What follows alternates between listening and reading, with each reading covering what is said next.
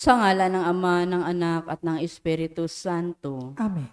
Ang anghel ng Panginoon ay nagbalita kay Santa Maria. At siya'y naghihilala ng Espiritu Santo. Aba, Ginoong Maria, napupuno ka ng grasya. Ang Panginoong Diyos ay sumasa iyo. Bukod kang pinagpala sa babaeng lahat. At pinagpala naman ang iyong anak na si Jesus. Santa Maria, Ina ng Diyos, ipanalangin mo kaming makasalanan, ngayon at kung kami mamamatay. Amen. Narito ang alipin ng Panginoon. Maganap nawa sa akin ang ayon sa wika mo. Aba, Ginoong Maria, napupuno ka ng grasya. Ang Panginoong Diyos ay sumasa iyo. Bukod kang pinagpala sa babaeng lahat. At pinagpala naman ang iyong anak na si Jesus. Santa Maria, Ina ng Diyos, ipanalangin mo kaming makasalanan, ngayon at kung kami mamamatay. Amen. At ang salita ay nagkatawang tao. At nakipamuhay sa atin. Aba, Ginoong Maria, napupuno ka ng grasya.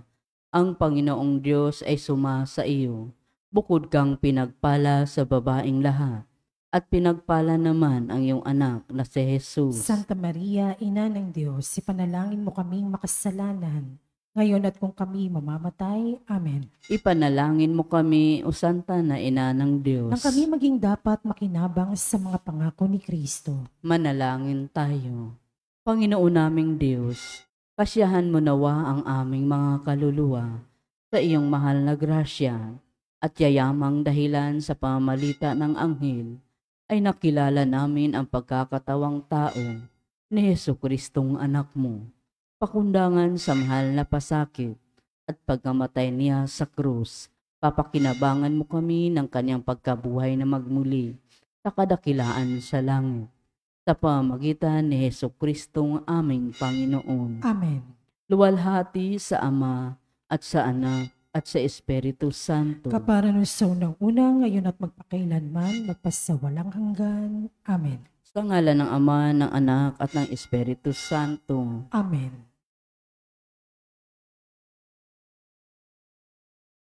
At ang mamumuno po sa ating banal na pagdiriwang ngayon ay ang ating pumbutihing Kura Paroko, Reverendo Padre Douglas D. Badong.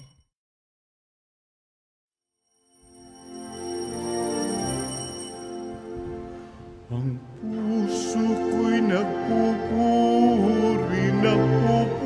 sa Panginoon. Nagagalak ang aking espiritu sa aking tagapagligtas, sapagkat nilingap niya kababan ng kanyang alipin. Mapalad ang pangalan ko sa lahat ng mga bansa.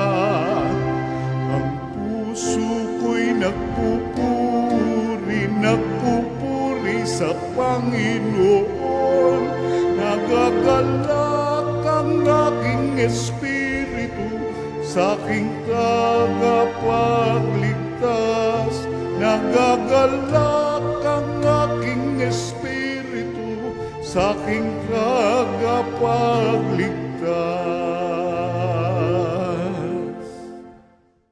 Sa ngalan ng Ama at ng Anak at ng Espiritu Santo. Amen. Ang pagpapala ng ating Panginoong Hesukristo, ang pag-ibig ng Diyos Ama at ang makikipagkaisa ng Espiritu Santo naway sumainyong lahat. At sumaiyo rin. Ngayon po ay ginugunita natin ang kapistahan ng Mahal na Birhen ng Guadalupe. Mga kapatid, tinipon tayo bilang mga kaanib ng angkan ng Diyos, kaya dumulog tayo sa maawaing Panginoong nagpapatawad ng lubos.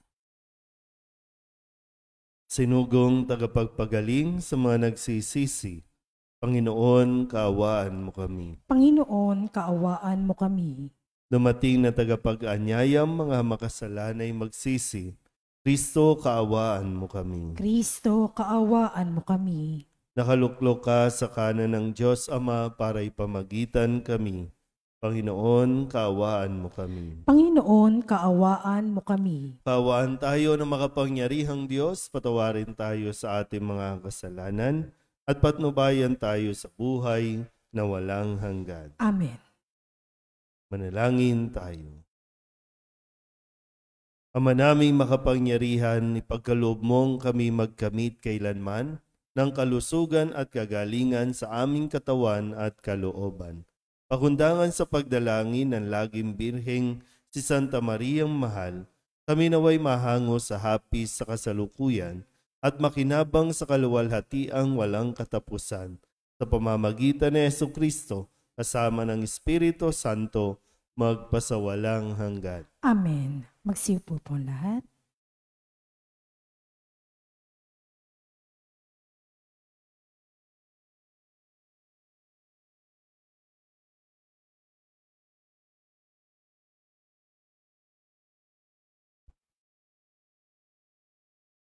Pagbasa mula sa aklat ni Propeta Zacarias.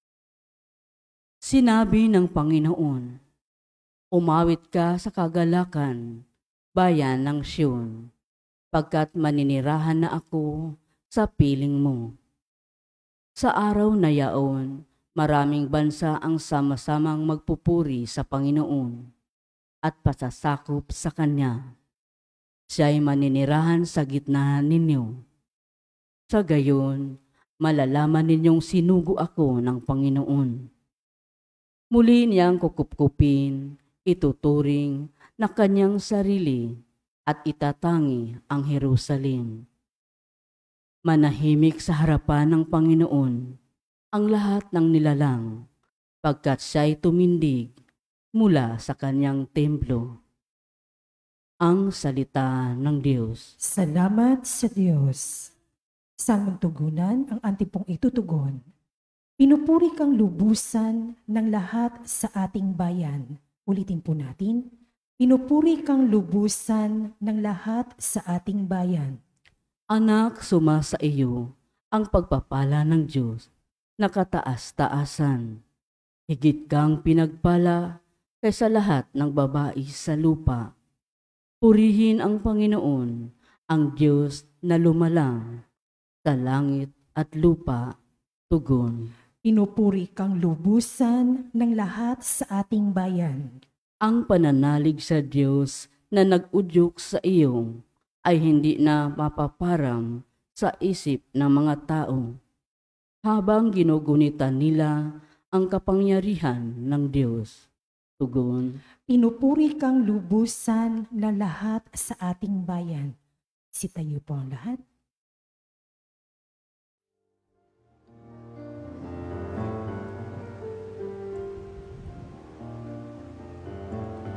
Alleluia, alleluia, alleluia, alleluia,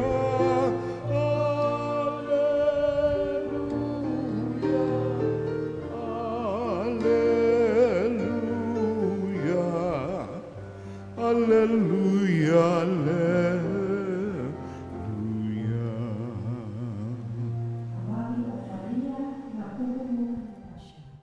Diyos ay kapiling mo, tuwina. Alleluia, alleluia, alleluia, alleluia, alleluia,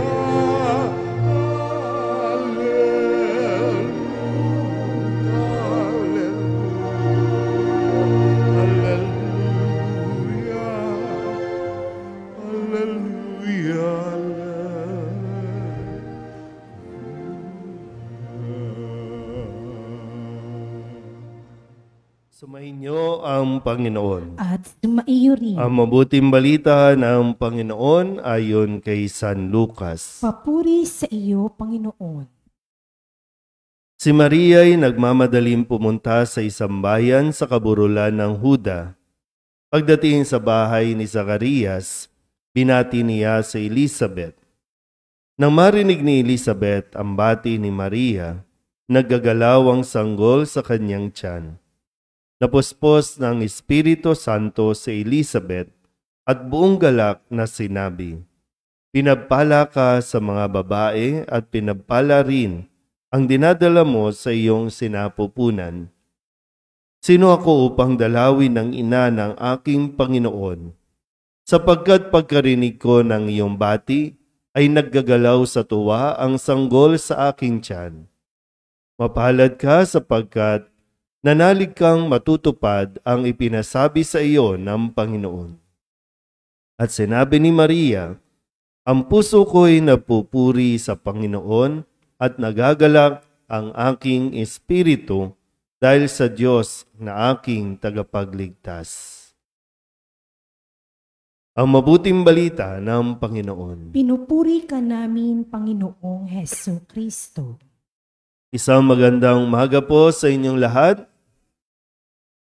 Ngayon po ay Martes sa ikalawang linggo ng panahon ng pagdating o Adbyento at ngayon din po ay ginugunita at ipinagdiriwang natin ang kapistahan ng pagpapakita ng mahal na Birhen sa Guadalupe kay San Juan Diego na ating ipinagdiwang at ginunta ang kanyang kapistahan noong December 10. Ang imahin o larawan ng mahal na Birhen ng Guadalupe ay isang babae na buntis. No? Mayroong malaki yung tiyan.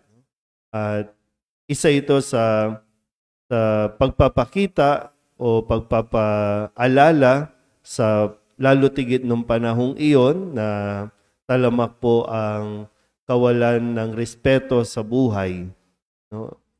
Na uso yung mga legalization ng pagpapalaglag ng bata o abortion, kaya isa ito sa dahilan ng kanyang, o isa ito sa mga mensahe na kanyang ipinapahatid sa mga tao. Ang buhay ay galing sa Diyos. Ang buhay ay dapat nating pangalagaan from womb to tomb. No, mula sa sinapupunan hanggang sa libingan, kailangan natin itong bigyan ng pagpapahalaga. Kaya kung tayo po na nabuhay sa mundong ito, huwag na nating isipin na bakit pa tayo kasi binuhay, bakit pa tayo nabuhay. Yan ay dahil gusto ng Diyos na mabuhay tayo. Normal man, ayon sa pamantayan ng tao o hindi. Dahil pag sinabing pag may kapansanan, sasabihin natin hindi normal. Pero anuman ang ating kalagayan, yan ay kaloob at niloob ng Diyos na tayo po ay mabuhay. Kaya sana po makiisa din tayo sa pagtatanggol ng buhay ng bawat isa. At sa ating pong ebanghelyo, narinig din natin ang pagtungo ni Maria kay Elizabeth. Ito po yung matapos niyang matanggap, marinig ang mabuting balita na siya ay magbubuntis, siya ay maglilihi. At nandoon na, bumaba na sa kanya ang Espiritu Santo, nililiman na siya kung kaya't nabuntis na. Pero dito sabi nga, nagtungo siya kay Elizabeth para paglingkuran si Elizabeth na malapit ng manganak. Siguro maganda mapagnilayan natin itong puntong ito na ang pagsunod sa kagustuhan ng Diyos ay higit pa sa mga personal nating mga pinagdaraanan. Kasi kung si Maria, buntis na, at mayroon siyang haharaping problema dahil hindi pa nga sila kasal, yung 100% na kasal ni Jose, pero nabuntis. Pero hindi yon naging hadlang para siya ay maglingkod sa kanyang pinsang si Elizabeth. Nakukuha po ba kung ano ang kailangan natin mapagnilayan dito? Hindi ihinto ang mundo sa mga pinagdaraanan natin. Kundi dapat natin paano tayo mag-a-adjust para patuloy tayong makagawa ng ating misyon. Minsan, hindi po hadlang na porkit di ka pumasa sa bar, di ka pumasa sa exam, di ka pumasa sa kung ano mga license sheet na o licensure na yan, at sabi mo, wala ka nang magagawa. Pwede pa, marami pa pwede magawa. Hindi rin pwedeng dahil may mga problema tayo, problema sa pamilya, problema sa kaibigan, problema sa trabaho, magmumukmok na tayo, hindi na tayo maglilingkod sa ating kapwa o sa kung saan man tayo hinihingi ng Diyos na maglingkod. Dahil doon mas makikita yung atin pong, yung tunay na tayo, na hindi tayo paahad lang. Kahit anong pinagdaraanan, o anong problema natin, hindi tayo papipigil. Kahit mismong sarili nating emosyon, sarili natin, ito yung kalaban natin, yung sarili nating mga nararamdaman o damdamin, yung mga pagsiself-pity natin, yung mga pag-i-emote natin, para tumigil tayo. Pero tandaan niyo po, tumigil ka man, hindi titigil ang mundo. Sino ang mawawalan lalo? Tayo. Kaya anuman ang problema, anuman ang pinagdaraanan, katulad ni Maria, tuloy tayo sa pagpupuri sa Panginoon. Kaya nga sabi niya, ang puso ko'y napupuri sa Panginoon at nagagalak ang aking espiritu. Maraming dahilan at tingnan mo yung dahilan para maging masaya ka habang naglilingkod ka. Kaysa yung tingnan mo ang mga karanasan at mga bagay na magpapalungkot lang sa buhay mo at magpapahinto sa iyo para mabuhay ka. Sayang ang panahon. Umaandar ang panahon at hindi ito mag-a-adjust sa atin. Nasaka ka na umikot kasi nag-i-emote pa ako. Hindi. Sayang. Anumang bagay na dumaan na, umikot na, hindi mo na yan mababalikan. Kailangan mo na lang harapin ang buhay sa bawat araw na may sigla, na may pagpupuri sa Diyos. Amen?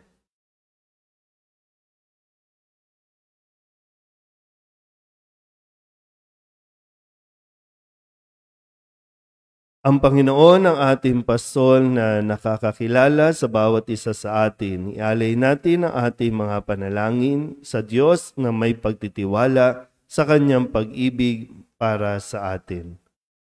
Ang ating pong itutugon, Panginoon, dinggin mo ang aming panalangin. Panginoon, dinggin mo ang aming panalangin.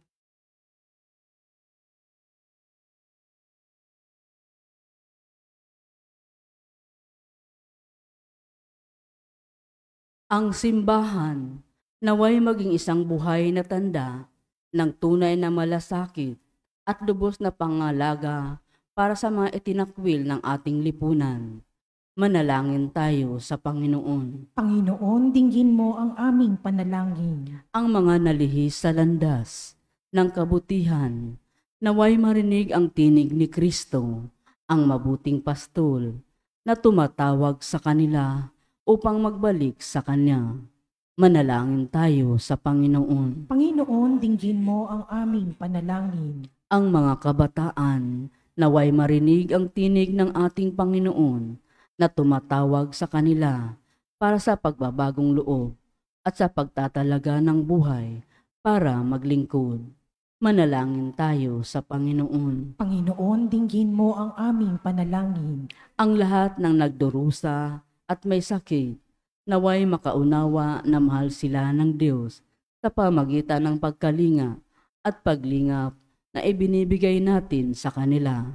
Manalangin tayo sa Panginoon. Panginoon, dinggin mo ang aming panalangin. Ang mga pumanaw na ay makapasok nawa sa pintuan ng kulungan at magdiwang nakasama ng pastol at bantay ng kanilang kaluluwa. Manalangin tayo sa Panginoon. Panginoon, dinggin mo ang aming panalangin. Idulog din natin sa Panginoon ang ating mga personal na kahilingan at mga panalangin para sa ating mga pamilya, kasama ang mga kahilingan ng mga nanonood sa online. Lahat ng mga misang pasasalamat, special na intensyon, agarang paggaling ng mga may sakit, at ang lahat ng mga kaluluwa na inihiling na ipagdasal sa misa.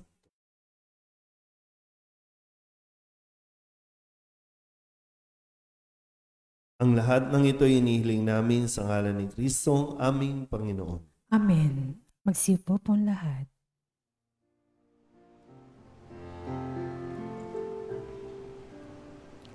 Narito ang aming halay, ang alak at tinapay, sagisag at bunga ng aming pagpapagal, handog ng bayan mong mahal. Kapuri-puri ka poon naming mahal, O Diyos ng langit at sangkalupaan, basbasan at lingapin buhay naming laan. Tinig namin ay pakinggan. Manalangin kayo mga kapatid upang paghahain natin ay kalugdan ng Diyos Amang makapangyarihan. Tanggapin nawa ng Panginoon itong paghahain sa iyong mga kamay, sa kapurihan niya at karangalan, sa ating kapakinabangan at sa buong sambayanan niyang banal.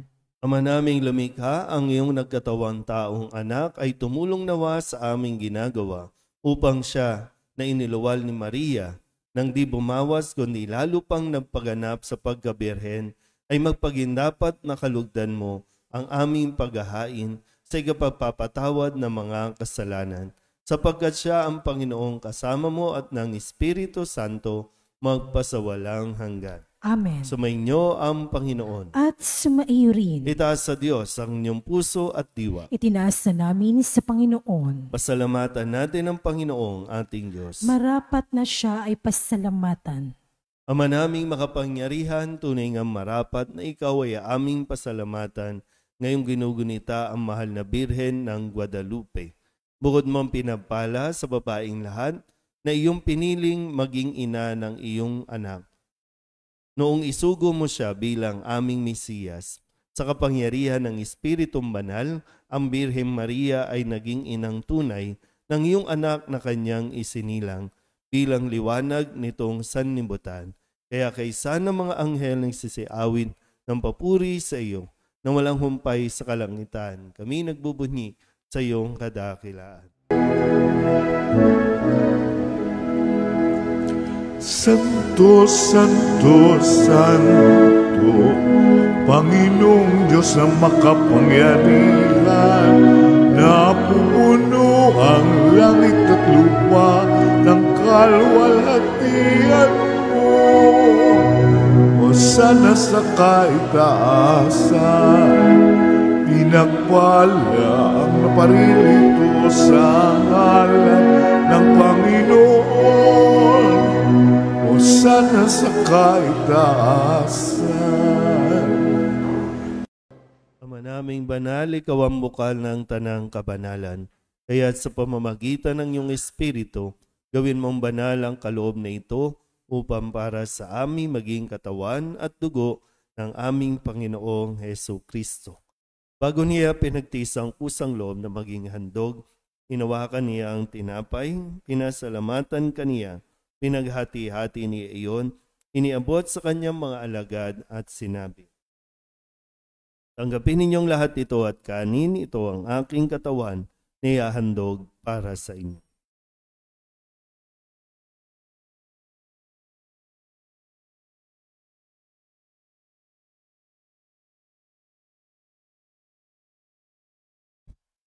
Gayun din naman nang matapos ang hapunan, hinawakan niya ang kalis, muli kaniyang pinasalamatan. Iniabot niya ang kalis sa kanyang mga alagad at sinabi, "Tanggapin ninyong lahat ito at inumin. Ito ang kalis ng aking dugo, ng bago at wala hanggang dipan. Ang aking dugo na ibubuhos para sa inyo at para sa lahat sa ikapagpapatawad ng mga kasalanan. Gawin ninyo ito sa pag-alaala sa akin."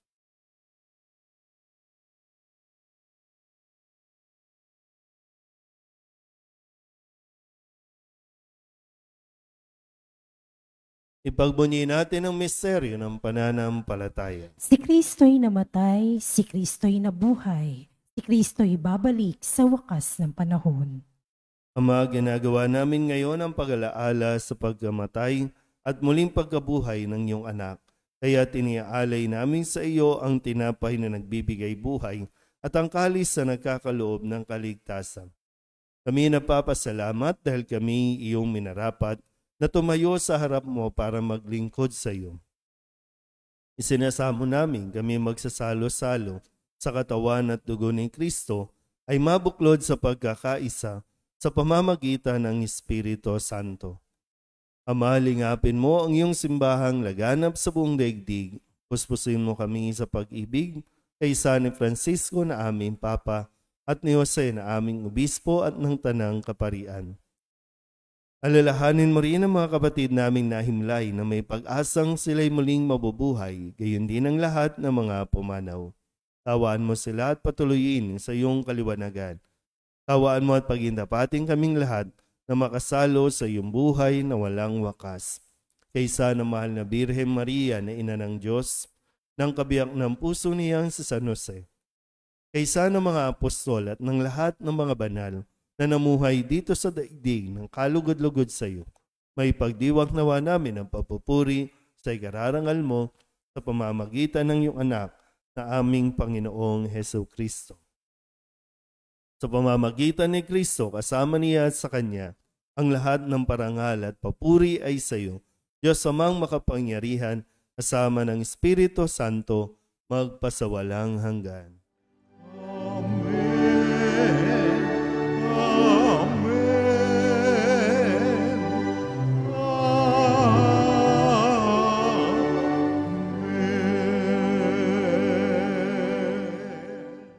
Sa tagubilin ng mga nakagagaling na utos sa turo ni Jesus sa Panginoon natin na Diyos, ipahayag natin ng lakas loob.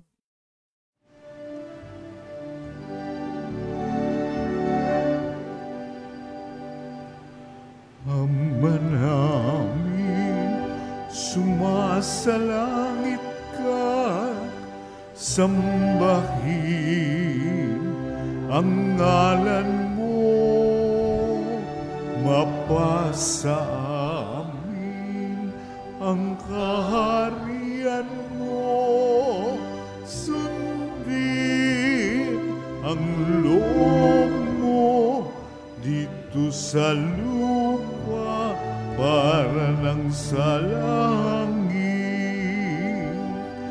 Bigyan mo kami ngayon ng aming kakanin sa araw-araw,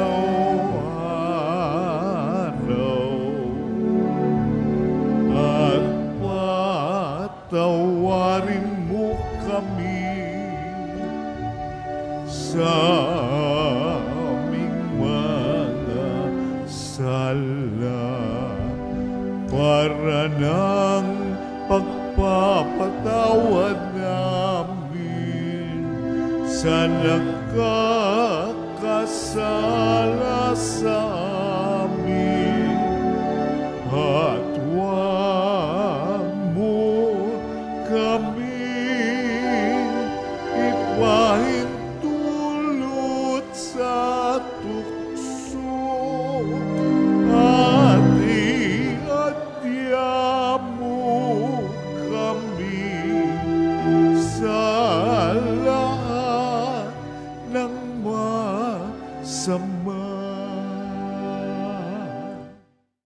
Inihiling namin kami iadya sa lahat ng masama, pagkalooban ng kapayapaan araw-araw, iligtas sa kasalanan at ilayo sa lahat ng kapahamakan, samantalang aming pinananabikan ang dakilang araw ng pagpapahayag ng tagapagligtas naming si Hesus Kristo. Sapagkat iyo ang kaharian at ang kapangyarihan at ang kapurihan magpakailanman. Amen. Panginoong Hesus Kristo, sinabi mo sa iyong mga apostol, kapayapaan ang iniiwan ko sa inyo, ang aking kapayapaan ang binibigay ko sa inyo. Tunghayan mo ang aming pananampalataya at huwag ang aming mga pagkakasala.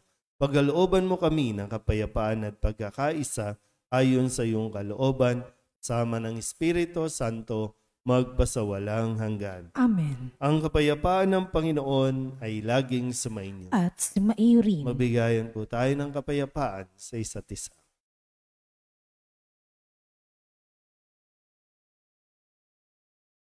Kordero ng Diyos na nag-aalis sa mga kasalanan ng sanlibutan, maawa ka sa amin.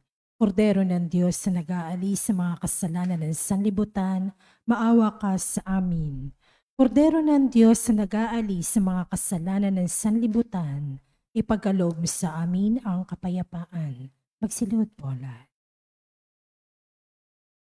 Ito ang kordero ng Diyos, ito nag-aalis ng kasalanan ng sanlibutan. Mapalad ang mga inaanyayahan sa kanyang piging. Panginoon, hindi ako karapat-dapat na magpatuloy sa iyo, ngunit sa isang salita mo lamang ay gagaling na ako. Katawan ni Kristo. Amen. Jesus ko, ikaw ang buhay ng kaluluwa at katawan. Walang katulad na kaligayahan ang sa puso'y nararamdaman. Wala akong takot pagkat ikaw ay nariyan. Alam ko ring ako ay di mo pababayaan. Mayroon pa ba kaya kung dapat pangambahan maliban sa aking mga pagkukulang? Diba, Jesus ko, ikaw ang buhay ng kaluluwa at katawan.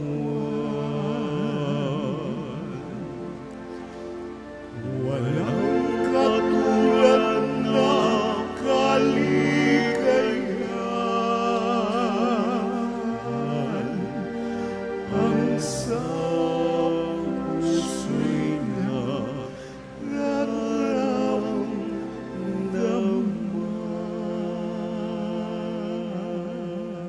Tayo. Ama naming mapagmahal, sa pagsasalo namin sa banal na pakikinabang, ang iyong kagandahang loob ay aming hinihiling upang ang pagpaparangal namin sa mahal na Birhen at pagtulad namin sa Kanya ay magpagindapat na aming paglingkuran ang pagganap sa kaloob mong kaligtasan sa pamamagitan ni Jesucristo kasama ng Espiritu Santo magpasawalang hanggan. Amen. Sumainyo ang Panginoon. At sumaiyo rin. At pagpalain kayo ng makapangyarihang Diyos, Ama at Anak at Espiritu Santo. Amen. Tapos sa banal na misa, humayo tayo sa kapayapaan ni Kristo. Salamat sa Diyos. Magandang umaga po.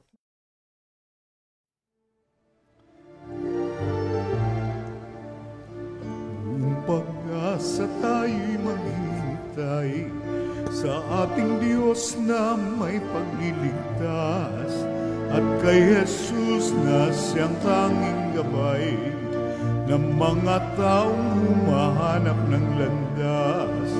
Tayo't hanapin ating kaligtasan, tanging kay Jesus ay matatagpuan. Ang panahong ito dapat paghandaan sa pagsalubong kay Jesus kahit kailan. Kung pag-asa tayo'y maghintay sa ating Diyos na may pagliligtas at kay Jesus na siyang tanging gabay ng mga taong humahanap ng landas, ng mga taong